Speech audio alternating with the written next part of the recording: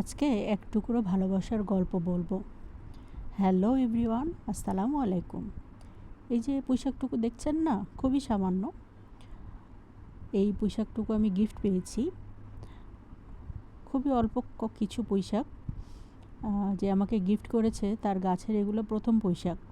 তো সে নিজে না খেয়ে আমাকে গিফট করেছে।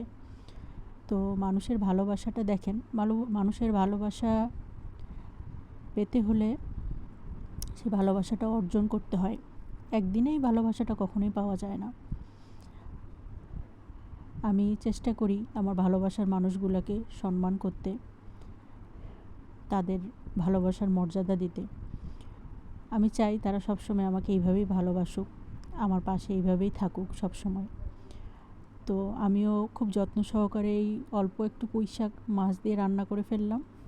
অনেক মজা হয়েছিল। Thank you everyone.